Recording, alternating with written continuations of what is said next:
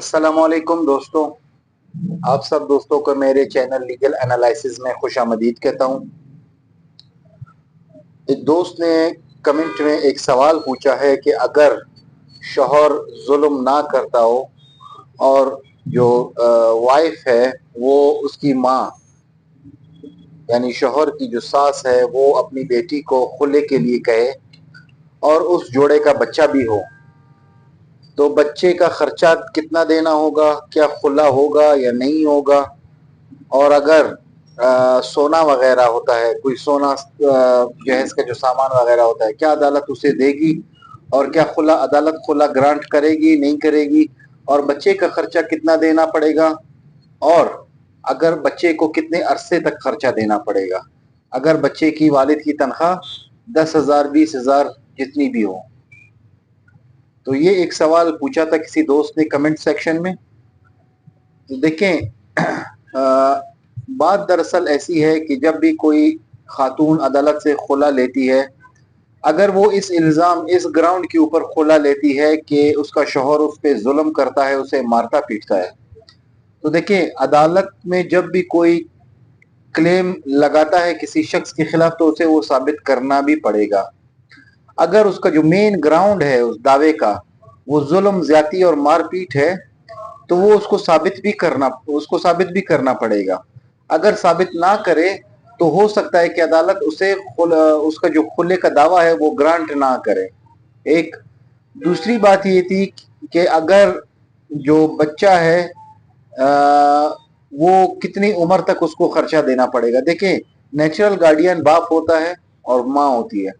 اگر کسٹڈی بچے کی ماں کے پاس ہو یا باپ کے پاس ہو، اس کا خرچہ اٹھانا، اس کی سکولنگ کرنا، اس کی جو بہتر ہے زندگی ہے وہ ساری زندگی والد ہی کرتا ہے جب تک وہ اپنے پیروں پہ کھڑا نہیں ہوتا یا وہ خود کمانا شروع نہیں کرتا۔ تیسرا اس میں یہ پوچھا گیا تھا کہ اگر والد کی تنخواہ 20,000 ہو تو کیا کرے گا، کتنا خرچہ ہوگا اور کتنا خرچہ ہوگا۔ جی دیکھیں، یہ عدالت کی سپیریئر کورٹس کی، عدالت عالیہ اور عدالت عظمیٰ، سپریم کورٹ اور ہائی کورٹس کی اس میں متعدد فیصلے جات آئے ہیں کہ والد کی حیثیت کو دیکھ کر جو بچے کا خرچہ ہے اس کا تعین کیا جائے گا۔ ایسا ہرگز نہیں ہوگا کہ باپ 20,000 روپے ماہانہ کماتا ہے اور بچے کا خرچہ 50,000 روپے لگا دیا گیا ہو۔ تو والد کی جو ماہانہ انکم ہے اس کو مد نظر رکھتے ہوئے بچے کا خرچے کا تعین کیا جائے گا۔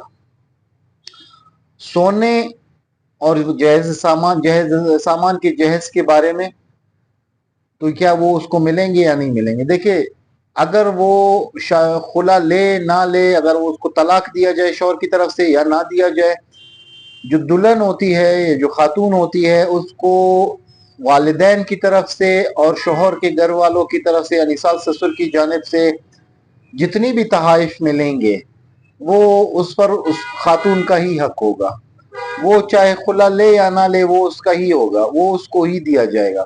اب اس میں ایک ججمنٹ اور بھی آئی ہے کہ بعض اوقات ایسا ہوتا ہے کہ لوگ یہ کہتے ہیں کہ اس نے عدالت میں کہ انہوں نے اس خاتون نے جو سامان کلیم کیا ہے اس سامان کا کوئی لسٹ وغیرہ موجود نہیں ہے یا کوئی رسیدات وغیرہ اس نے نہیں لگائے کہ آیا اس نے یہ سامان شادی کے ٹائم پہ خریدے تھے یا نہیں خریدے تھے۔